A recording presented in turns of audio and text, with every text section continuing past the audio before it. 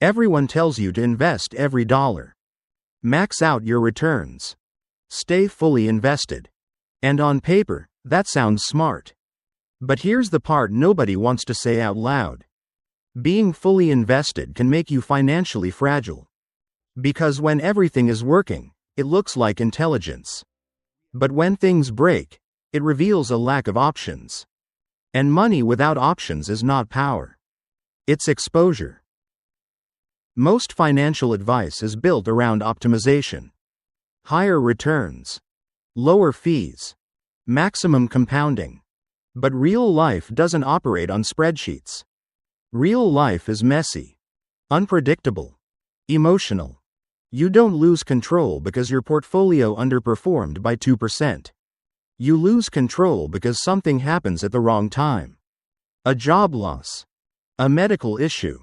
A market crash. And suddenly, your perfectly optimized strategy stops working. Not because it was wrong, but because it assumed you would never need flexibility. That's the flaw. Cash is not just money sitting idle. Cash is optionality. It's the ability to act without asking for permission. No approvals.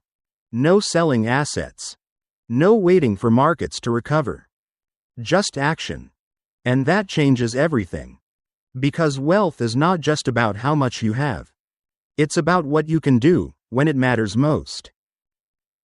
Everyone loves to talk about buying the dip. But almost nobody is actually able to do it. Because when markets crash, people don't feel brave. They feel scared. Their portfolios are down 30, 40, sometimes 50%. They're watching their net worth shrink in real time. And the last thing they want to do is put more money in. Not because they don't understand the opportunity, but because they don't have the capacity. They're already fully deployed. So they freeze. Now compare that to someone sitting on significant cash. Same crash. Same headlines. Same fear in the market. But completely different position. They're not trying to survive. They're shopping. Buying assets at discounts. Picking up opportunities that only exist because everyone else is forced to sell. This is not theory. This is what happened in every major downturn. And it will happen again. Because panic creates opportunity. But only for people who are liquid. There's a type of power that doesn't show up on any balance sheet. The ability to walk away. Imagine having 12 to 24 months of expenses in cash. Not invested. Not locked up. Just available. That changes how you move through life. That toxic job. That unreasonable client. That bad deal. They lose their control over you. Because you're no longer dependent on the next paycheck. You're choosing to stay. Not forced to. And people can feel that. When you're not desperate, your decisions change. You negotiate differently. You set boundaries. You take risks. Not reckless risks. Calculated ones. Because you have a cushion. And that cushion becomes confidence. When you don't have cash, your brain changes. Your focus narrows. You start thinking short term. Not because you want to, but because you have to. Every decision becomes urgent. Every mistake feels dangerous. Your mental energy gets consumed by survival. And when that happens, you stop thinking strategically. You stop seeing opportunities. Not because they aren't there, but because your brain doesn't have the bandwidth to notice them. Now flip that. When you have cash reserves, something subtle happens. The background noise disappears. That constant low-level stress, gone. And in its place, clarity. You think better. You decide better. You act better. And over time, that difference compounds. Everyone talks about the cost of holding cash. Inflation. Lost returns. And yes, that's real. But it's only half the equation. Because money locked in investments has costs too. If all your capital is tied up, you lose flexibility. You can't move quickly. You can't respond. You can't take advantage of sudden opportunities. And those opportunities are not evenly distributed over time. They show up rarely. But when they do, they're massive. A discounted property. A distressed business. A market crash. Missing one of those moments can cost more than years of inflation ever will. So the real question isn't, how much does cash cost me? It's, what does not having cash cost me when it matters most? There's something else most people never notice. Being cash poor is expensive. You can't buy in bulk. You can't wait for better prices. You can't fix small problems early. So everything costs more. You pay monthly instead of annually. You pay interest instead of discounts. You pay urgency instead of value. It's a hidden tax. And it compounds quietly. Year after year. Until you look back and realize, you didn't just struggle to save. You were paying extra the entire time. Most people think cash is defensive. A safety net. A backup plan. But that's a limited view. Cash is not just protection. It's positioning. It puts you in a place where you can act when others can't. Where you can move when others are stuck.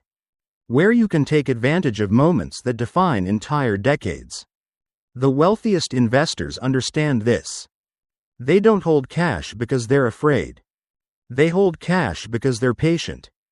Because they know. The best opportunities don't show up every day. But when they do, you need to be ready. Cash gives you something incredibly rare in investing. Time. When you're liquid, you're not forced into decisions. You don't have to sell during downturns. You don't have to panic during volatility. You can wait.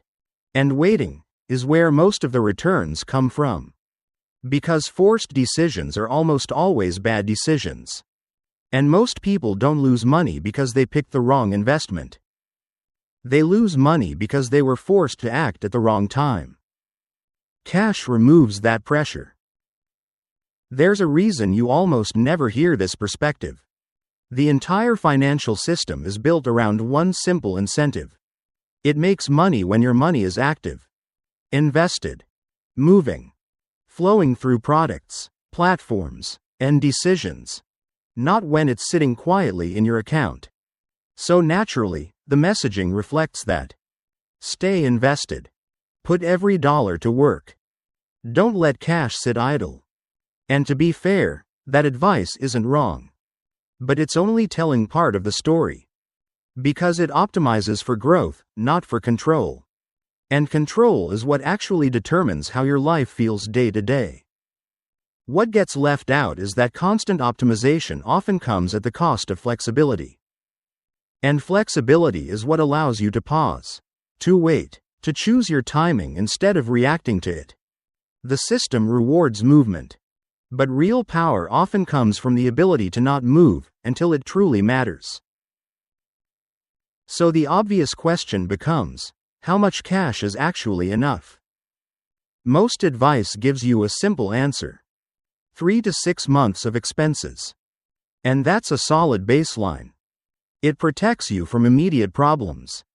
It keeps small disruptions from turning into financial crises. But that level of cash is designed for survival. What we've been talking about goes a step further. It's not just about absorbing shocks. It's about having the capacity to act when something meaningful shows up.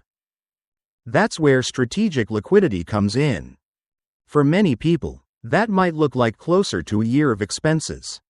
Sometimes more, depending on how stable your income is and how much uncertainty you're willing to tolerate. And beyond that, there's a second layer. An opportunity fund. Money that isn't reserved for emergencies, but for possibilities. For the deal you didn't expect. The moment you didn't plan for. The window that won't stay open for long. The exact number isn't the point. The point is reaching a level where your decisions are no longer rushed, where you have enough space to think before you act. And if you stay consistent long enough, something deeper starts to change. At first, It feels like you're just building a buffer. A bit more security. A bit less stress. But over time, it becomes something else entirely. You start to notice that you're moving differently. You're not reacting as quickly. You're not saying yes out of pressure. You're choosing. Decisions that used to feel urgent now feel optional. You stop asking, "Can I afford to do this?" and start asking, "Is this actually worth my time, my energy, my life?" That shift is quiet, almost invisible at first. But it changes everything. Because when your decisions are no longer driven by fear or urgency, they become more aligned, more deliberate, more strategic. And over time, that compounds. Not just into better financial outcomes, but into a completely different way of living. Cash is not exciting. It doesn't trend. It doesn't impress people. But it does something far more valuable. It gives you control. Control over your time, your decisions, your future. And in a world where most people are financially stretched, control is rare. So the next time someone tells you that cash is lazy, remember this. Cash is not lazy. Cash is power.